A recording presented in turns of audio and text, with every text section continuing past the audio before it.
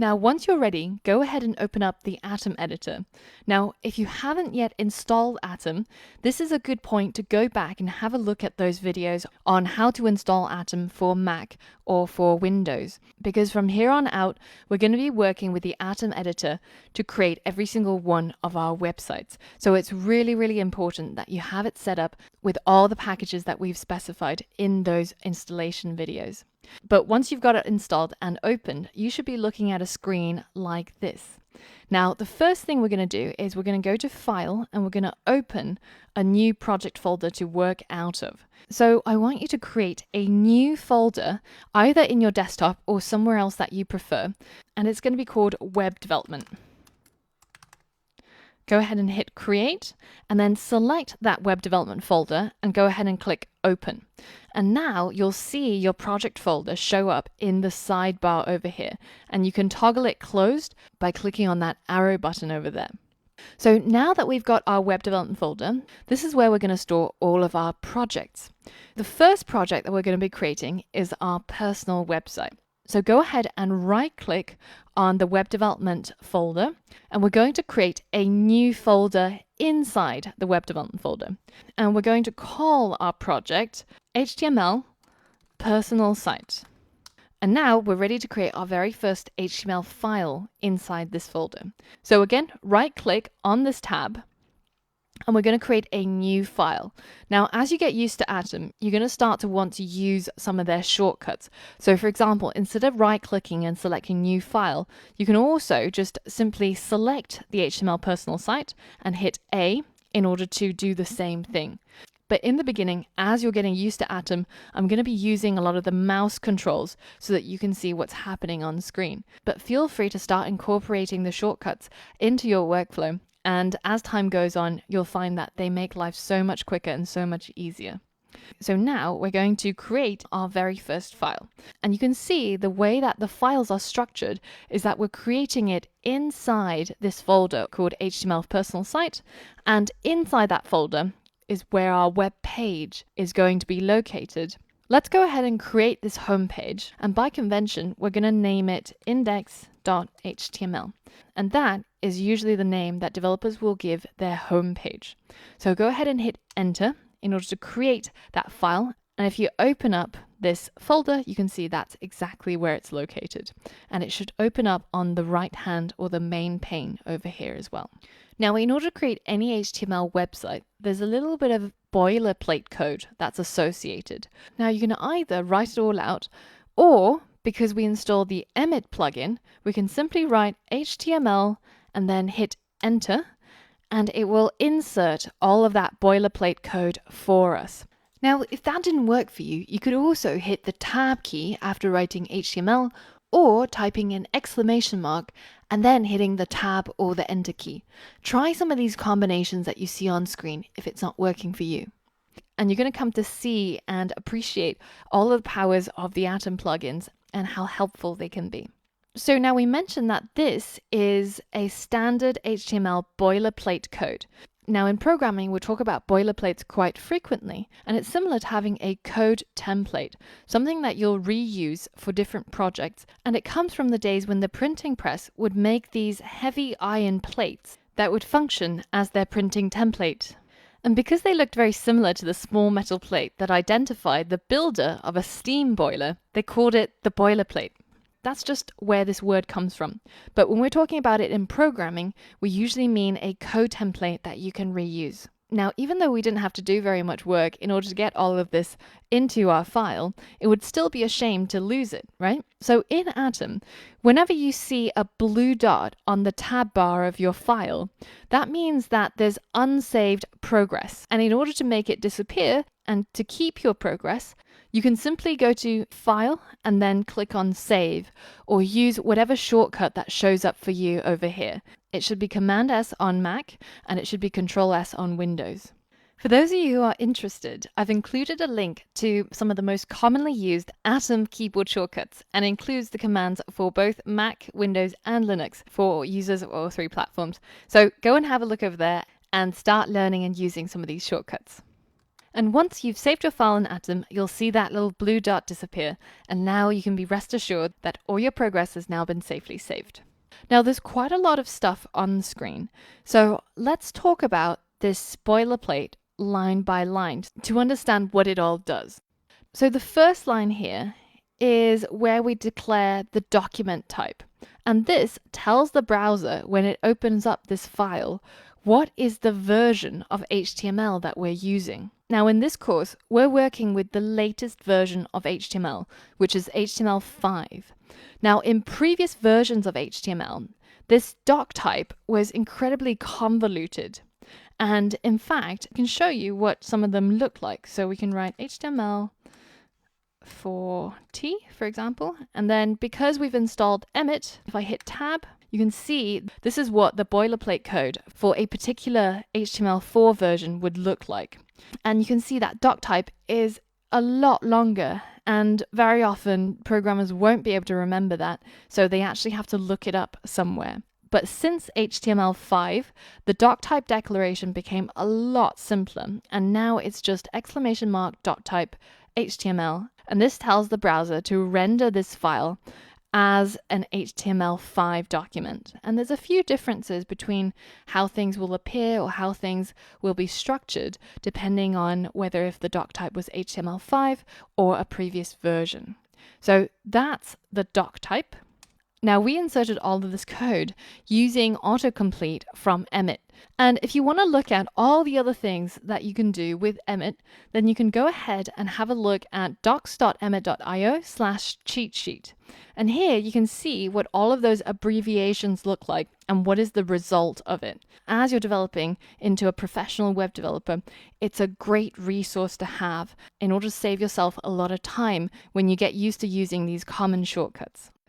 Now the next line in our code is an HTML tag, and this tells the browser that everything in between the opening and closing tags is going to be HTML code. And what does that code consist of? Well, it consists of a head and a body. Now the head is the part of the HTML file that holds information about the web page, and it tells the browser how it should handle the page. So for example, we might have a title tag in here that tells the browser what is the title of this particular document or this particular page. So let's go ahead and give our website a title. Let's call it whatever your name is. So mine is Angela, Angela's personal site.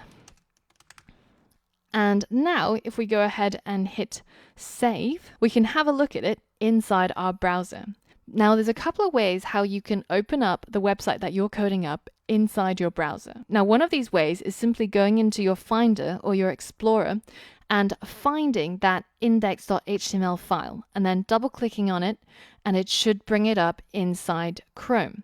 Now the other way of opening up your website is if you right click on your file inside Atom and you go to copy full path, then it copies the entire directory path to the location of your website. So if you just go ahead and paste it into the bar here, and here with this file path, we're telling the browser how to find this file index.html on our computer.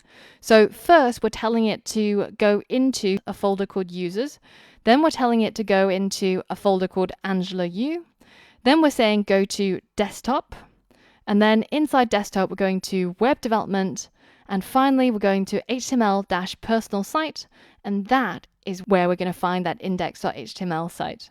Let's go ahead and hit enter on that file path in order to do exactly the same as double clicking on this file, which is opening up our website inside Chrome. Now if Chrome is not your default browser, then when you see the icon, it's not going to have the Chrome symbol here. So you can change that by going into your settings, then scrolling down to default browser in order to change it.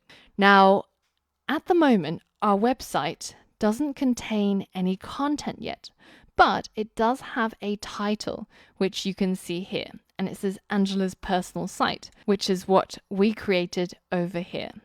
Now, inside the head section, there's also this meta element. Now, there's quite a few different meta elements, But this particular one is called character set, and the one that we're setting it to is UTF-8. Now, what does this line do? The meta elements give extra metadata or associated data to your HTML document. And in this case, we're telling the browser when it opens up this file that all the text inside our web page is encoded using the UTF-8 encoding system. So this is basically a list of all the available characters that we can use inside our website for it to be rendered correctly. Now, sometimes when you open up a web page, especially in an outdated browser like Internet Explorer, or an email that you got from a Bulgarian friend, you might see some of the characters being jumbled up like this. And this is called mojibake. And it's a Japanese word that stands for characters that are transformed. And it occurs because your browser is trying to render the characters using the wrong character set. So, for example, if we have a look at this Wikipedia page for mojibake in Japanese, you can see that currently my browser is set to render all the web pages as Unicode, which is very similar to UTF-8. And you can see that everything looks pretty legit. It all looks more or less like Japanese. But if I decide to change the encoding of my browser and for it to interpret all the websites as something else, say Arabic, then you can see that all of this web page is now messed up. This is not a valid word, and none of this has any meaning because it's encoded the website incorrectly. So there's quite a few different types of encoding, and they're specialized for different languages because different languages use different symbols. For example, if you have a look at the Windows Greek symbol chart, then you can see that the symbol at position 224 looks like this. But if you have a look at the chart for Windows Arabic, then 224 actually encodes a completely different character. And that's why we get these messed up websites or strange looking emails when it's interpreted using the wrong encoding. Now, UTF-8 is the standard encoding that you should be using when working with HTML5. And the reason for that is because it includes all of those international symbols. And in fact, every single symbol that is included in the Unicode character set. So if you go to unicode-table.com, then you can see a table of all of the Unicode characters. And if you scroll down, it's got this nice little animation that shows you as we change locations, going from Latin, so most of the English-speaking countries, to Greek and Coptic, then going to Armenian, Hebrew, Arabic, and all of the different languages. The other thing about Unicode is that it also includes emojis. For example, if you have a look at the emoji chart, let's look for heart symbols, for example, then we've got all of these different emoji characters that we can also use on our website that's encoded with UTF-8. So let's go ahead and give that a try. Let's find a nice looking heart symbol. We can right click to copy it or hit Command-C or Control-C. And we can paste it to the front of our website title using Control-V or Command-V. And now if I hit save and go back to my website and hit Command-R or Control-R to refresh, or click this refresh button here, then you can see our title is updated with that emoji. So everything that is Unicode can be encoded correctly using UTF-8, and it's something that you should just have as your boilerplate code for any new website you create. This gives your website the maximum chance of being rendered correctly on browsers that are from international visitors. Now, if you're interested in doing a bit of background reading and learning more about Unicode and character sets, then this is a really good piece that I highly recommend by Joel Spolsky. It's a roughly 10-minute read, and it talks a lot about these character sets and how they encode different symbols and why you should be using something like Unicode or UTF-8 in your websites in order to ensure maximum compatibility. So it's a good read, and I'll include a link to it in the resources for this lesson. Now, aside from the character set attribute for the meta element, there's also other attributes that you might see on different websites. So some of the common ones include description, or things like keywords about your website, who the author is, as well as viewport. And these meta tags tell the browser how it should render or display the web page. And also, they give information to search engines about the content of the website. So for example, if we go to the Mozilla MDN WebDocs website, the main page, developer.mozilla.org, and we right-click and we view page source, then we get to see the entire HTML file that's used to render this particular page. So this is what our browser sees and does all the hard work of making it look nice and pretty like this for us. So here, if you go ahead and hit Command F or Control F on Windows, you can search for the description attribute. Now, it's not this first one, but it is this third one, and it's this exact thing. And the description says, the Mozilla Developer Network, MDN, provides information about open web technologies, including HTML, CSS, and APIs. Now, if we go into Google and we search for MDN, you can see that the snippet of text that it shows about the main MDN website is exactly the same as what we saw just here in the description meta tag. And this is what search engines do. They crawl the HTML of your website and look for certain meta tags in order to know what your website is about and also how to display it in their search index. And there's a whole bunch of different attributes for the meta element, and you can have a read about it either on W3 Schools or what I recommend usually is the MDN WebDocs. So if you have a look at meta over here, then you can learn all about the different attributes, how to use them, and what they're good for. In the next lesson, we're going to be tapping into our body section and we're going to be creating the content for this personal site of ours. So for all of that and more, I'll see you on the next lesson.